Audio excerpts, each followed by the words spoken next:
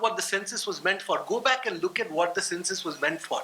So I think if we are serious about fixing the data fracture that Professor Pate talked about, we have to ground truth whatever data we have with satellite imagery. It will feed into national accounts, built up area, construction stock, etc. Also GST. GST, online when data. I say people jump on me, कुछ नहीं होगा वो अलग बात है. पर मेरा कहना है कि census का कोई sense नहीं बनता. And I think we academicians put too much faith in it, but we also say it's junk. So let's start a movement to shut down census 2031, and we can use SRS data, etc., to calculate population in real time. Good point. Good point. Yeah, very briefly now. We are sort of in the wrap-up part of this. Yeah. Thank you.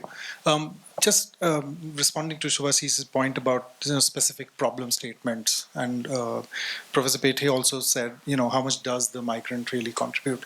I think I'm not talking about the conflict necessarily between the migrant and... There was a study, sorry, just a quick half-minute thing. Sure. Same study was done by NASSCOM about Indian migrants and the H-1B in software, and similar finding that actually net contribution was positive. Sorry, you said that. Okay. So I wanted to just bring up this third tier of governance, especially in cities. Municipalities have no revenue basis.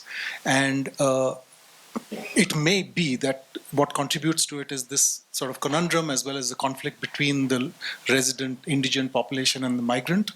Resident sees the migrant as being the non-tax paying, doesn't pay property tax, so on and so forth. But as a result of all of this, alienation from the overall municipal sort of the responsibility of every citizen to actually pay for the upkeep of the city. And perhaps this is one very specific sort of, perhaps a complex question that should be dealt with. Dr. Kelkar, you have to. Yeah.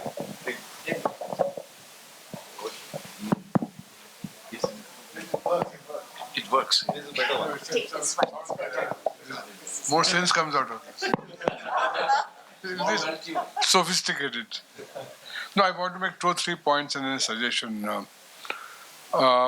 One, just repeat the point which I made earlier. I think it will be useful to look at what I call macroeconomics of migration. Somehow we don't realize the macroeconomics effects, and I'm personally a great believer of migration for one other reason, which is really not macroeconomic, but which has not come out so far. I think, by and large, in terms of average size of the population, migrants turn out far more entrepreneurial. And supply entrepreneurship goes up because to migrate, you take risk. I mean, first aspect of entrepreneurs is risk-taking ability. And I think it's good to have migrants because that really gives you, society gets supply of entrepreneurs. And second is my own perception changed completely.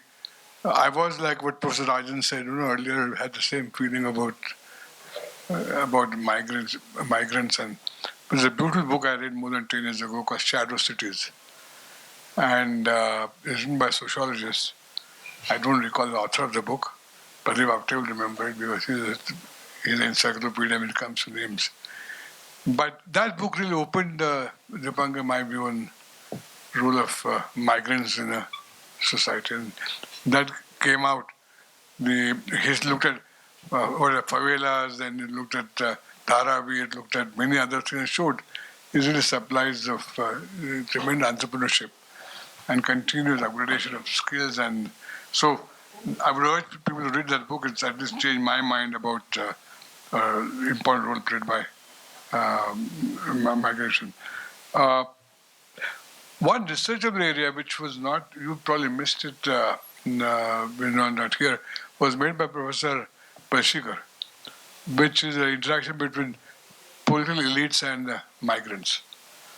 He thinks that dynamics decides the politics of the migration. He didn't make any sort of assertions, but he said this is important, and it changes, according to him, the dynamics between the elites and the migrants. And that has certain implications. He was a good example of, in passing, the example of Uddhav Thackeray changing views on this. And he said this is one example of.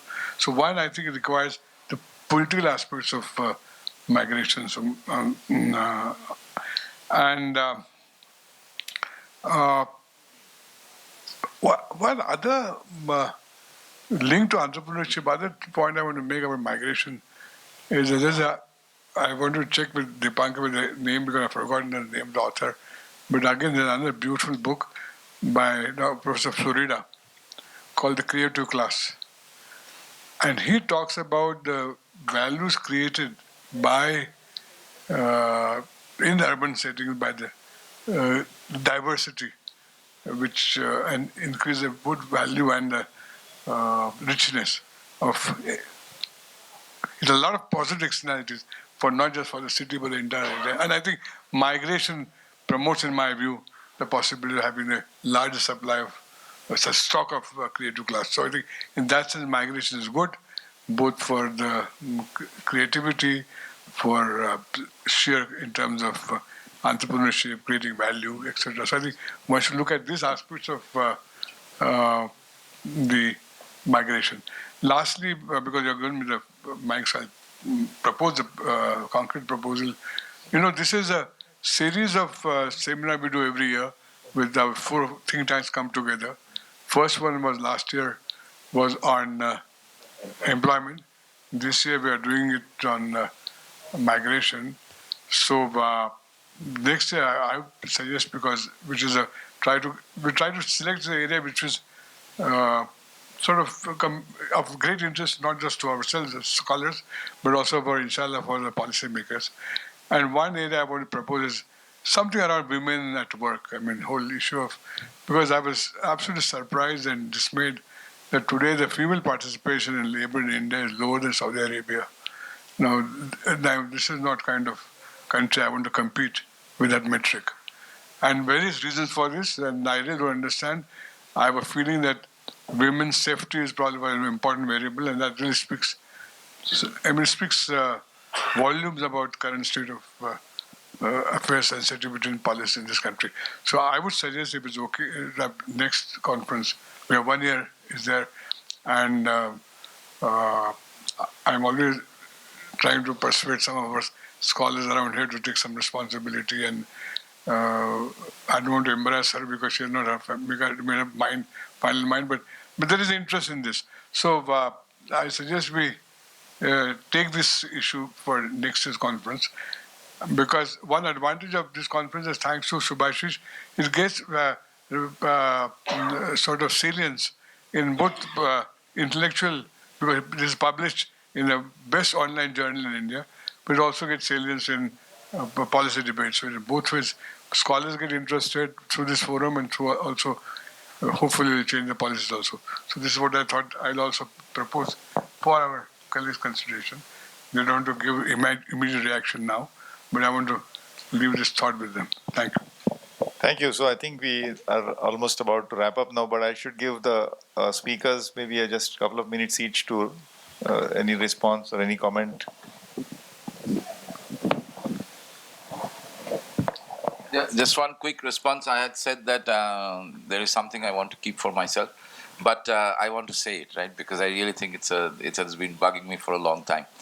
Whenever we talk of migration, we talk of social networks. Whenever we talk of social networks, we take into account the fact that one of the things that the social networks do is convey information and security, right?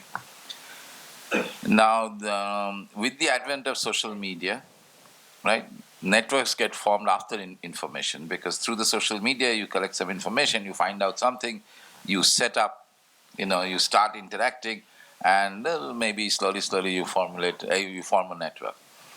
So in other words, the information comes first, the network comes second, and hence migration. So the hypothesis is the following, that whereas we would have seen a lot more homogeneity in source and destination of migration. By homogeneity, I mean caste, community, you name it. Social homogeneity in between source, that is from where they come and where they go. I would expect that to break down a little bit with the advent of social media. That to me is a topic worth researching, that has that happen. Because then many of the things that we discussed in terms of the nature of migration and the type and pattern of migration will change. So that is an area I do want to work on. It's an open invite because,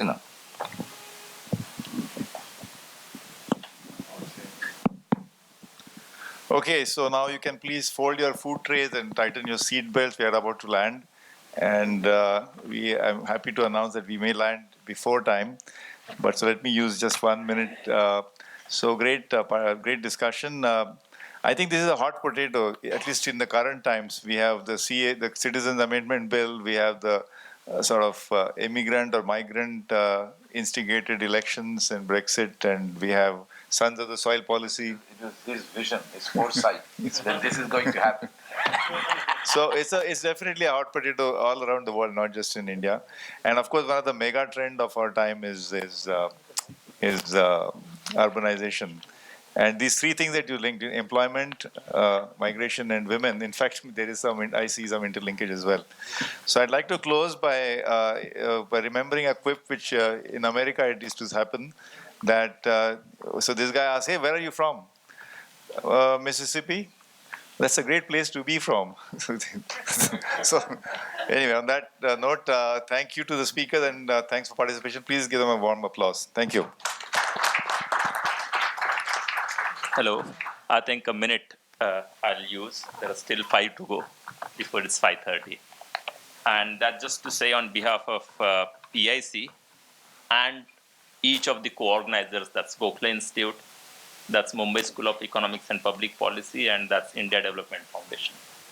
On behalf of all the 4 institutions, a huge thanks to each and every one of you who came here today and who was here yesterday to participate in this conference. When PIC was conceptualized and it was talked about it as a think tank, it's being talked about as a think tank, and they did mention that we should have a lot of Vichar Manthan that happens in this think tank. 8.5 years ago when it started, and I wasn't really sure as to what it's going to mean, as I joined as a volunteer to work with PIC, and I continue to. It was also mentioned that it takes a lot of inspiration from the culture in Pune, wherein a lot of Vichar Manthan happened in the pre-independence era and even earlier, in the Vadas, on the Kattas, and many, many other areas, right? And I didn't know that either because I wasn't born then.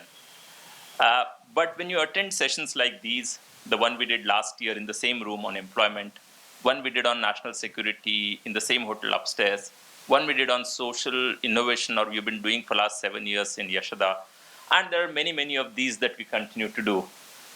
It gives me a glimpse into both these things as to what it might have been to be sitting on that katta, to be sitting in that vada, to do some Vichar Manthan or other.